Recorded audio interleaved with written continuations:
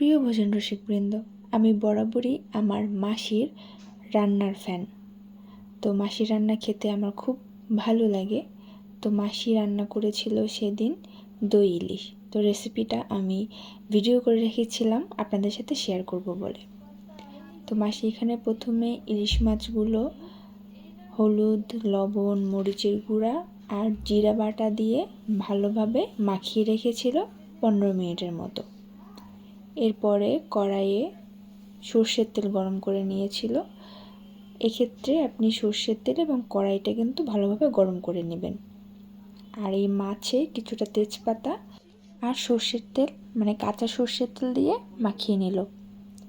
এবার ওই তেলে কিছুটা জিরে ফোড়ন দিয়ে দিল আর সাথে সাথে মাছগুলো এক এক করে ছেড়ে দিল।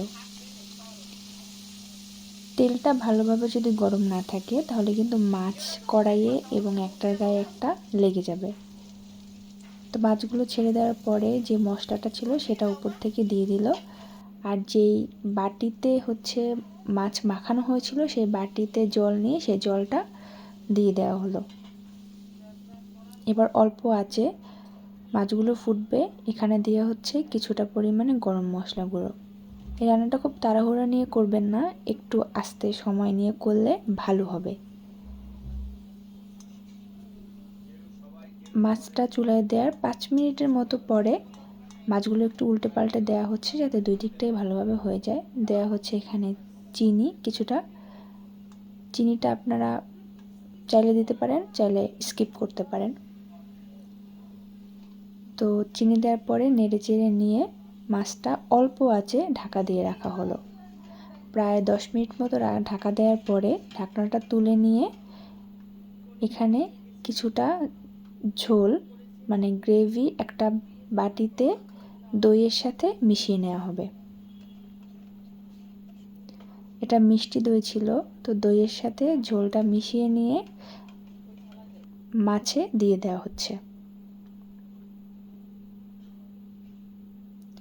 রান্নাটা কিন্তু অনেক টেস্টি হয়, এভাবে ট্রাই করে দেখবেন। এবার একটু নেড়ে দেওয়া হচ্ছে। একটু সাবধানে কাজটা করবেন যাতে মাছগুলো না ভাঙে। ইলিশ মাছ তো অনেক শৌখিন মাছ, জানেনই। তো এবার ফুটবে মাছটা। যখন ফুটে গাঢ় হয়ে আসতে শুরু করবে তখন এতে কিছুটা কাঁচা সর্ষের তেল দিয়ে দেওয়া হয়েছিল।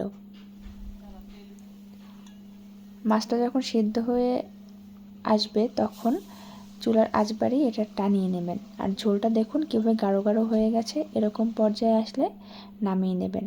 জাস্ট কালারটা একবার দেখুন। রান্নাটি কেমন লাগলো অবশ্যই কিন্তু কমেন্ট করে জানাবেন আর বাড়িতে ট্রাই করে দেখবেন। ধন্যবাদ।